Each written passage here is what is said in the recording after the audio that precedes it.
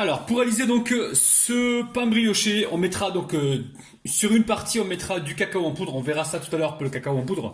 Parce que si vous le mettez, si je le mets là au départ, si je vous le présente le cacao en poudre au départ, je risque de me tromper de le mettre dedans et puis voilà. Parce que l'idée c'est de faire un pain demi, un pain brioché avec une grande partie chocolatée et seulement une petite partie non chocolatée pour que justement au four on ait un beau résultat. Mais je vais vous montrer tout ça. Donc là il va nous falloir 380 grammes de farine, on les a là-dedans. Ici on a un œuf, donc l'œuf on dirait qu'il y en a deux mais il n'y en a qu'un seul les amis, il s'est cassé quand je l'ai posé. Ensuite dedans j'ai mis 40 grammes de sucre, j'ai mis également j'ai mis une pincée, non pas une pincée, j'ai mis une demi-cuillère à café de sel. Ici j'ai du beurre, j'ai 100 grammes de beurre à moitié fondu. Ensuite j'ai ici donc là pour l'instant j'ai 120 grammes de lait et j'ai mis 8 grammes de levure sèche boulangère. Donc je vais voir au niveau de la texture si je dois rajouter du lait ou pas et je vous dirai la quantité exacte juste après. Mais là pour l'instant on commence avec 120 grammes de lait. Et donc j'ai dit le sachet de sucre vanillé puis le reste c'est bon. Donc il n'y a plus qu'à les amis, on y va. Alors là j'ai mis donc la cuve dans le robot, hop là je verse le lait et la levure sèche boulangère. Donc dedans il y avait la levure sèche boulangère donc 8 grammes et le lait tiède, hein, d'accord. Ici, je vais verser le beurre, donc le beurre à moitié fondu ou beurre mou, hein, c'est vous qui voyez. On met tout dedans, on se prend pas la tête les amis. Hein. Vous pouvez mettre si vous voulez le beurre après, mais on veut gagner. Là, on est sur cuisine rapide et on cherche à gagner du temps. Hop. Allez. On va pétrir pendant environ 4 minutes. Allez. Alors ici, la pâte est prête, je viens fariner donc le contour et le dessus, je récupère ma palette et je viens juste décoller la pâte. Alors vous remarquerez cette pâte elle est un peu plus ferme, ce qui est tout à fait normal parce qu'on veut faire un pain perdu avec. Et voilà, on fait un pain perdu, on va essayer d'utiliser le jour même, sinon il faudra la laisser toute la nuit reposer pour que, enfin pas la pâte mais une fois qu'elle sera cuite, pour justement qu'elle soit un petit peu rassis de façon à ce qu'on puisse faire le pain perdu. Parce que le pain perdu, on le fait généralement pas avec du pain frais, mais plutôt avec du pain qui... c'est pour ça qu'on appelle ça un pain perdu. Hein. Un pain qui est de là depuis 2 jours, 3 jours. Donc voici les amis. Donc là, ma boule de pâte est prête. Je vais juste la recouvrir avec un torchon. Et la laisser donc complètement reposer pendant environ 2 heures. Hein, ou alors vous le faites la veille pour le lendemain. Comme ça le lendemain c'est prêt. Je vais laisser vraiment gonfler tranquillement. Allez, on met ça de côté pour l'instant. Allez, je récupère ma pâte qui a doublé de volume. Alors, on va récupérer un petit peu de farine. On va venir fariner tout ça. On va la débarrasser sur le plan de travail. Regardez bien ce que je vais faire les amis. Hein. Donc là, la pâte, je vais récupérer juste un tiers. C'est le tiers que je vais utiliser pour mettre dessus. Voilà, je la coupe en 3. Cette partie-là, je la laisse là pour l'instant. Attendez, alors je vais la couper aux 2 tiers on va dire. Allez, on la coupe aux 2 tiers. Ici, j'ai le cacao en poudre. Donc cacao en poudre, je vais venir en mettre là en environ 2 cuillères à soupe, hein, d'accord. Et je vais venir avec mes mains comme ça cacaoter cette pâte. Donc vous pouvez soit attendre que ça pousse pour le faire, ou vous pouvez le faire en début de vidéo, hein, quand vous avez pétri la pâte. Vous prenez la moitié et vous pétrissez comme ceci. Allez, là j'ai mis 2 cuillères à soupe de cacao, j'ai pris du cacao amer, donc cacao non sucré, et j'ai mis la plus grosse partie de la pâte. La pâte plus petite, je la mets de côté, elle est là, et là c'est la plus grosse partie, hein. Donc j'ai coupé le 2 tiers, voilà, parce que la partie blanche on va la mettre dessus, ok. Allez, ici on va cacaoter cette pâte. Alors, je vous dis sincèrement, si vous le faites au début, avant que la pâte ne pousse, au robot, ça va aller plus vite. Je vous conseille de le faire. Après, si vous avez un peu de temps, faites-le comme ça, comme moi à la main. Je pense que je vais utiliser le robot hein, pour aller plus vite. Alors, au robot, ça va 10 fois plus vite. Hein. Donc, faites le robot si vous en avez un, sinon à la main. Mais soyez patient. Vous avez vu, pâte chocolatée. Donc là, je la mets de côté pour l'instant. Ici, je récupère un moule à cake. Donc, moule à cake, on va le remesurer. Je vais vous dire combien il fait. Il fait environ 26 cm de longueur et il fait environ 9 cm et demi de largeur. Donc là, très simple. Pourquoi on a cacaoté une pâte et pas l'autre? Celle-ci, elle va aller dessous et celle-ci, elle va aller là-haut parce que le cacao, lui, la pâte à cacao, elle a tendance à brunir au four et j'ai pas envie qu'elle brunisse en fait au four. Je préfère que ce soit la pâte blanche qui brunisse. Alors là, on va choisir, donc là, je vais vous montrer, donc, pardon. Alors là, on va essayer comment dire, de mettre cette pâte au fond là. Mais dans un premier temps, on va... Ne vous inquiétez pas, mes ongles c'est le chocolat, c'est le cacao. On n'allait pas dire ouais, c'est dégueulasse le rabinou. Non, non, c'est le chocolat les amis, chocolat, cacao. Cacao non sucré, encore une fois. Donc là, vous avez vu, hein, j'aplatis la pâte. Et je vais venir comme ça la disposer gentiment. Donc là, je lui redonne une forme symétrique. Vous avez vu? Donc là, j'ai les mains propres, je récupère cette pâte là. Et là, pareil, je vais donner une forme de boudin, je vais tapoter et faire pareil un petit rectangle. C'est super facile les amis. Après, vous n'êtes pas obligé de faire tout ça. Bon, je le fais parce que par rapport à la vidéo, pour me différencier des vidéos précédentes. Mais sinon, vous prenez une pâte, vous la faites cacao ou alors vous la faites directement blanche et vous faites votre recette. Ça marchera aussi, il n'y a pas de problème. Mais bon, moi j'ai 1400 vidéos, donc je suis obligé de différencier un peu mes recettes et de ne pas rester toujours sur les mêmes choses que vous avez l'habitude de voir. Voilà les amis. Allez hop là, je dispose cette pâte ici, je recouvre. Alors là, moi j'ai allumé mon four, je l'ai éteint, j'ai allumé 5 minutes, je l'ai éteint. Il est chaud, il est tiède. Je vais recouvrir d'un film plastique et je vais laisser donc pousser tranquillement dans mon four éteint. Il doit faire 20 degrés dedans. Ça va pousser assez rapidement, peut-être 25-30 minutes. En fait, le but du jeu, c'est très simple. Il faut que la pâte, elle lève à ce niveau-là. Il faut qu'elle arrive là les amis, pour que le pain soit nickel. Et ensuite on mettra ça au four. Alors les amis, pour être franc avec vous, c'est resté encore une heure au chaud, hein, dans un four qui était tiède. 1 heure les amis, parce que ça voulait pas monter, hein, ça a mis du temps. Alors soyez patients les amis, hein, si vous avez une brioche qui met du temps à monter, tout dépend après, suivant la température de votre pièce. Soyez patients. Donc là j'ai un œuf battu les amis, un œuf battu, et j'ai mis quelques gouttes de vinaigre justement pour enlever cette odeur d'œuf. Allez, je vais venir ici là égoutter mon pinceau s'il veut bien s'égoutter. Hop, et venir comme ça badigeonner toujours avec tendresse et délicatesse pour pas faire retomber justement le volume. Donc là le four il est en train de préchauffer à 170 degrés. Après tout dépend des fours, hein. Et on va le cuire gentiment. On mettra une feuille d'aluminium dessus si on voit que la coloration elle prend trop vite. Donc vous gérez hein, la cuisson de votre côté. Vous êtes des chefs maintenant les amis, hein. Des fois vous m'envoyez des photos sur Facebook, des recettes que j'ai moi-même réalisées. Vous avez refait ces recettes-là et là, franchement, vous me surprenez. Hein. Quand je vois la progression de certains, je me dis, mais c'est ouf, quoi. C'est ouf. Et c'est ça qui est gratifiant, les amis. On se dit, bah, au moins, on fait ça pour quelque chose, quoi. On facilite donc les gens leur quotidien, justement, en leur montrant des techniques de cuisine où on n'est pas forcément obligé d'être un grand chef pour les réaliser. On peut les réaliser même en étant un amateur. Le but du jeu, c'est de se faire plaisir et de gagner du temps surtout. Et de rendre justement la chose accessible. Donc les amis, le four est en train de préchauffer à 170 degrés. Et je vous dirai donc le temps de cuisson juste après. Les amis, ça cuit 22 minutes à 170 degrés. Donc moi j'ai mis une feuille d'aluminium dessus hein, dès que j'ai vu que ça commençait à prendre la coloration. Donc là on va laisser complètement refroidir. Ou alors attendez, hop là. Ah, c'est chaud. Vous avez vu hein, regardez. C'est magnifique. On le démoule comme ça à chaud et on le laisse complètement refroidir. A de suite. Alors pour réaliser l'appareil à pain perdu, il va nous falloir 3 jaunes d'œufs, 200 g de lait, 200 g de crème liquide entière. Donc là on a 20 centilitres de crème liquide entière.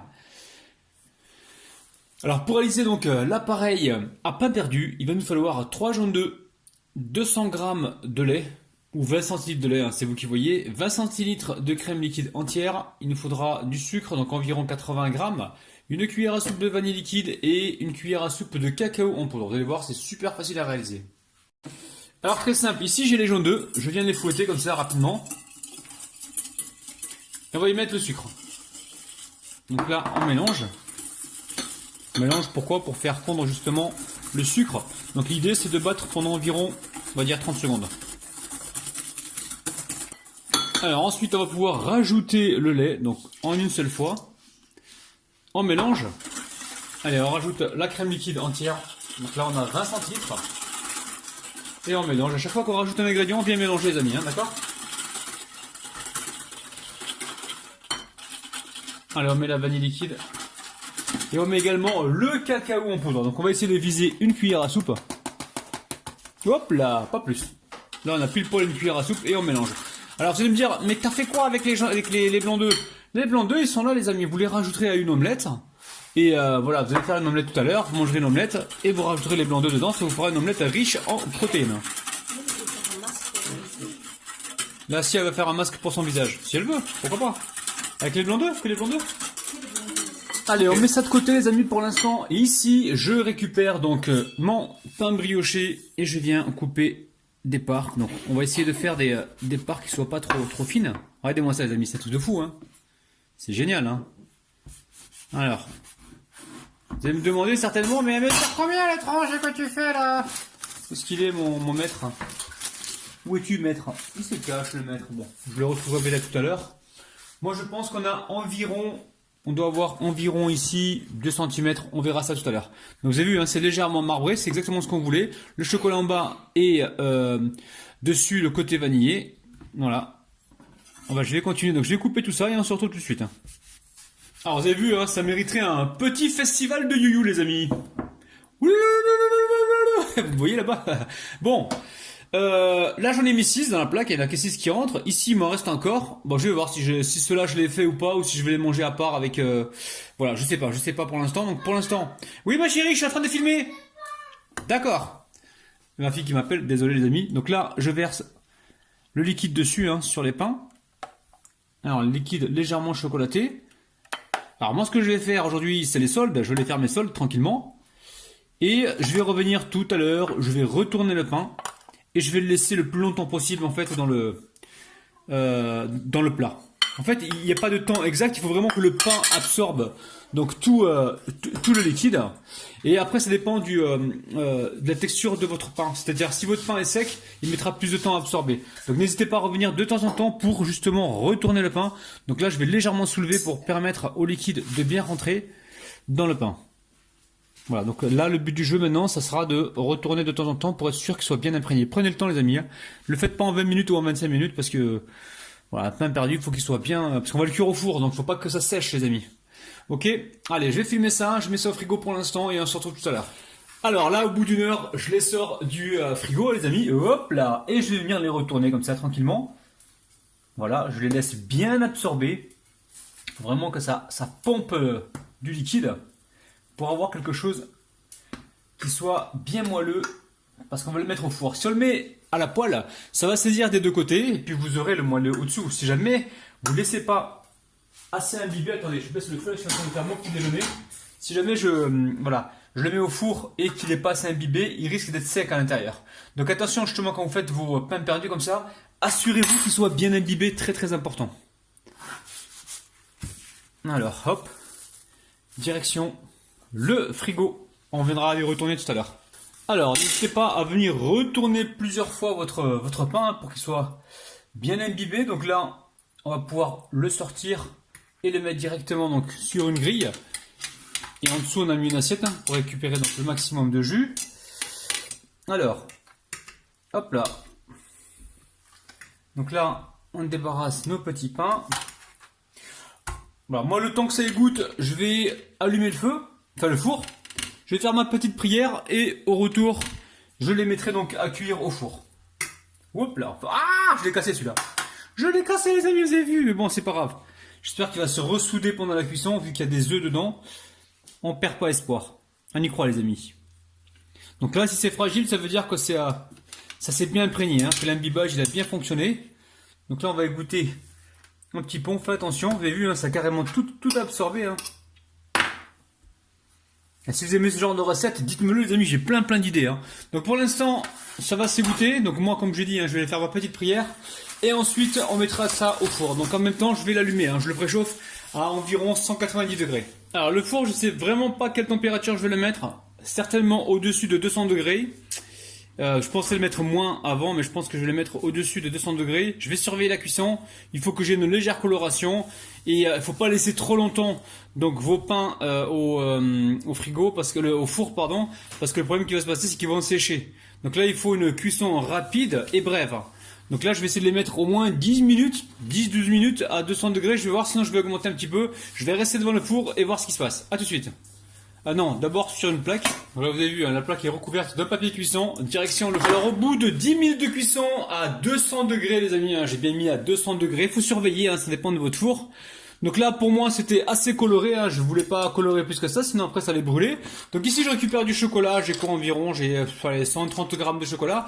Je vais amener ça à fondre au micro-ondes et je vais comme ça faire des petits traits sur mes petits pains.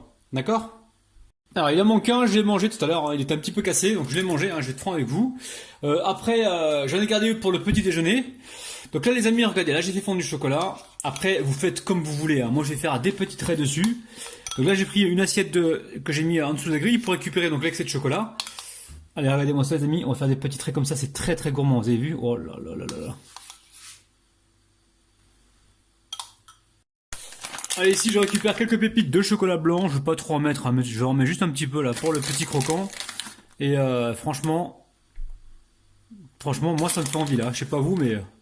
Alors les amis, dites-moi dans les commentaires si vous voulez voir d'autres recettes de pain perdu. Je vais même vous faire des versions salées, hein, si vous voulez. Demandez-moi ça en commentaire. J'ai plein d'idées pour vous. J'espère vraiment que ça vous aide, hein, ce que je vous montre, pour essayer de changer un petit peu votre quotidien, au niveau des desserts, des plats, au niveau des brioches, du pain. J'espère vraiment que je vous aide, hein, parce que vraiment, je me donne du mal, mais c'est un plaisir en fait. Hein, je sais même pas comment vous expliquer en fait. Je travaille pas en fait, hein, c'est un plaisir. Ce que je fais là, c'est un plaisir. Ça demande beaucoup d'heures, ça demande beaucoup d'implication, ça demande beaucoup de motivation, mais j'aime bien ce que je fais, donc je considère même pas que c'est du travail. En tout cas, je voulais juste vous remercier parce qu'on m'avait offert ça. Et grâce à vous, je vis maintenant de ma passion. Alors, des fois, vous voyez des publicités, je vais encore me répéter, il y en a qui râlent pour les publicités. Mais sachez un truc, les amis, c'est que pour vous faire des vidéos gratuites, on est obligé de mettre des publicités de temps en temps. Et d'ailleurs, je vous encourage à encourager justement tous vos youtubeurs préférés. Dès qu'ils mettent de la publicité, ben encouragez-les les amis parce que ils ont aussi besoin de payer leurs factures, de vivre et de faire justement des vidéos gratuites. Et pour faire ces vidéos gratuites, il faut avoir du temps, il faut avoir un petit peu d'argent, sinon c'est pas possible. Vous avez compris les amis? Donc voilà, je vais m'arrêter là. Franchement, je vais déguster devant vous. Ah les amis, j'attendais ce moment avec impatience. Regardez-moi ça. Bismillah, c'est parti. Bon la famille, hein, c'est super bon, hein. Je vous montre l'intérieur, aidez-moi ça. C'est juteux à l'intérieur, il y a du jus encore. Donc faites attention, cuisez-les à 200 degrés pendant environ 10 minutes, même 8 minutes, ça dépend des fours. N'allez pas au-delà les amis, parce qu'après ça va se déshydrater, ce sera encore plus sec. La famille, prenez soin de votre petit palais, bye bye.